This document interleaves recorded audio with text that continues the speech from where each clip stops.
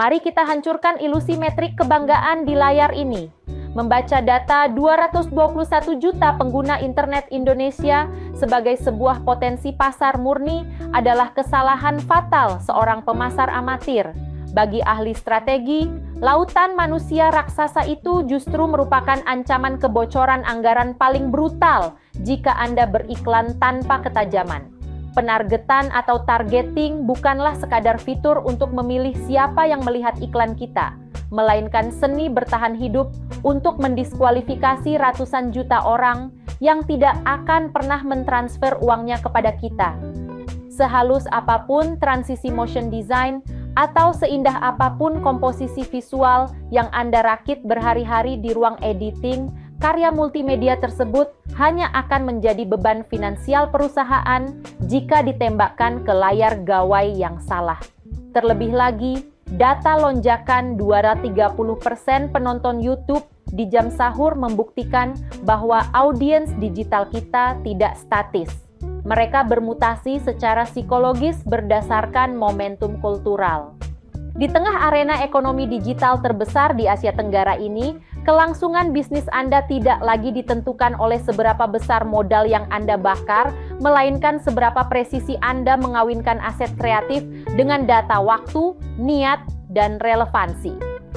Berikut ringkasan tipe targeting yang umum di Google Ads and Meta, Facebook, Instagram, serta kapan digunakan.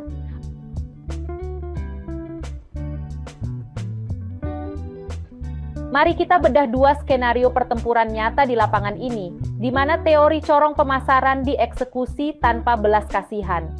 Pada kasus pertama, e-commerce raksasa tidak membuang pelurunya secara acak. Mereka mencegat niat beli yang sudah matang di Google Search menggunakan kata kunci panjang non-spesifik, lalu secara cerdas membajak atensi di YouTube pada jam-jam sahur yang krusial.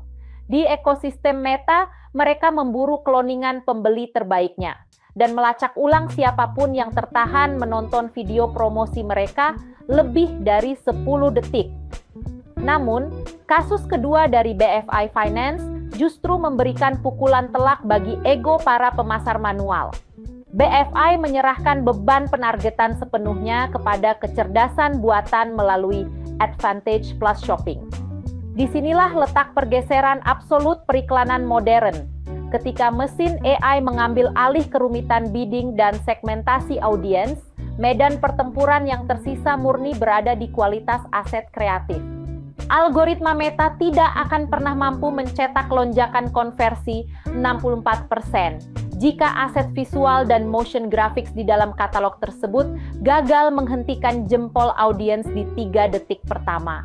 Mengorkestrasi kampanye hari ini berarti menyuapi data historis yang tajam ke dalam mesin dan membiarkan desain multimedia berkualitas tinggi yang mengeksekusi transaksinya. Mari kita bedah ke-8 tahapan operasional di layar ini, bukan sebagai daftar periksa administratif, melainkan sebagai protokol militer peluncuran kampanye. Kesalahan paling fatal dari pengiklan amatir adalah langsung melompat ke tahap pengaturan dashboard sebelum mengunci tahap pertama dan kedua, memvalidasi unit ekonomi bisnis, dan memasang pelacak data seperti Metapixel atau GA4. Tanpa fondasi pelacakan yang absolut, Anda tidak sedang beriklan, Anda sedang mendonasikan uang perusahaan kepada algoritma. Setelah infrastruktur data ini kokoh, kita masuk ke pertempuran sesungguhnya. Disinilah letak keunggulan taktis Anda pada tahap kelima. Saat kompetitor membuang anggaran untuk menargetkan audiens dengan gambar statis yang diabaikan, Anda memonopoli atensi visual mereka menggunakan video pendek 6 hingga 15 detik yang diracik dengan presisi motion design tingkat tinggi, dikalibrasi khusus untuk menjawab pain points audiens tersebut. Ketika aset multimedia yang tajam ini dikawinkan dengan arsitektur penargetan broad dan lookalike di tahap ke-6, tugas Anda selanjutnya murni kedisiplinan analitis. Anda memonitor kebocoran anggaran setiap hari, membuang kata kunci beracun, dan memegang satu hukum besi sebelum melakukan penskalaan. Jangan pernah melipat gandakan anggaran kecuali metric cost. Per action, Anda sudah bertekuk lutut di bawah margin keuntungan kotor perusahaan.